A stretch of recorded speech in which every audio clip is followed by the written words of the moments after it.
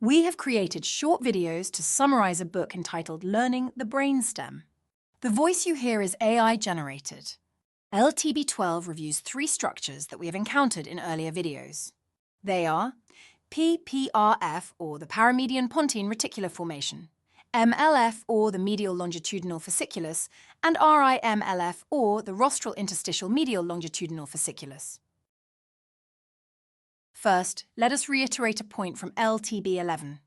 The CN6 nuclei, the right nucleus is indicated by the red arrow, are unique among motorcranial nerve nuclei in that they contain not only motor neurons that innervate a muscle, specifically the lateral rectus that AB ducts the eye, the right eye for the right CN6 nucleus, but also interneurons that will cross the midline at this level. We indicate the crossing of the midline here, again with a red arrow. The tip of the arrow is in the left MLF. Now let us think clinically. What if you had the following findings at the bedside?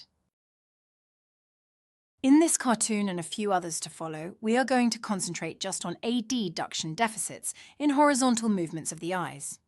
The person's gaze straight ahead is normal. We could use the technical terminology, the eyes are orthotropic in the primary position. Then, you instruct the person to look to her left. The person looks to her left with both eyes well.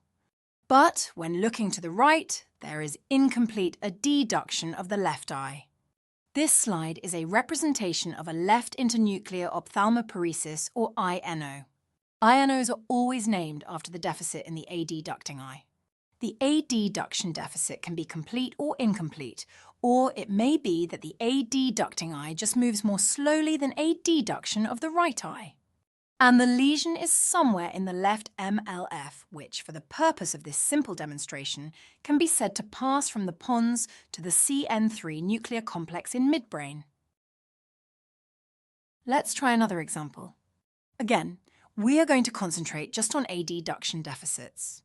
The person's gaze straight ahead is normal. Then, you instruct the person to look to her left. There is incomplete adduction of the right eye. When looking to the right, there is also incomplete adduction of the left eye. This slide is a representation of a bilateral internuclear ophthalmoparesis, or bilateral INO.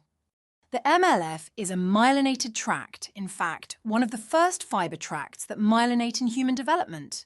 There are many demyelinating disorders, but as a reliable clinical rule, a bilateral INO puts you in mind of multiple sclerosis specifically. And the lesion involves both MLFs, somewhere between pons and midbrain. In LTB11, we talked about PPRF. We indicate the approximate location of the right PPRF with a red dot.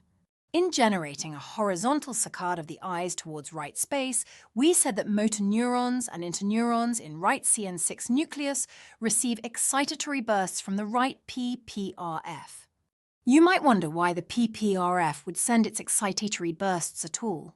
A simple answer is that the contralateral frontal cortex is involved, and the decussation of cortical pontine fibers happens higher than at our present level. But there is more to be said about PPRF. You have already visualized both PPRF and MLF at the level of CN6 nucleus in pons. The red arrow indicates right MLF, higher in pons.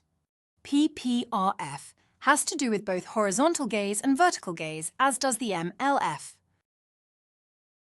Here is the right MLF at the level of CN4 nucleus. And here it is again, but still higher, at the level of the CN3 nuclear complex. You saw this image in LTB3. We are in midbrain at the level of the posterior commissure, which is indicated by the blue dot. In this image, we are above the level of CN3 nuclear complex. The red arrow points to the area of the rostral interstitial MLF or riMLF. Although PPRF is mainly involved in the generation of horizontal saccades, it also projects to as high as the riMLF, and the way it gets that high actually does not involve MLF. Two take-home points are that, first, there is a relationship between control of horizontal gaze and of vertical gaze, and second, that the MLF is not the only avenue by which nuclei involved in eye movement communicate with other brainstem or even high spinal cord locales. For example, the midbrain tectum is involved in orienting both the head and eyes to objects in ambient space by virtue of a tectospinal tract, which we have seen previously. Furthermore, when we think about the MLF at any level, we should forgo thinking that it is just an ascending tract from CN6 to CN3. The point will be made again when we visualize MLF throughout the medulla. Back to our right, PPRF in Pons.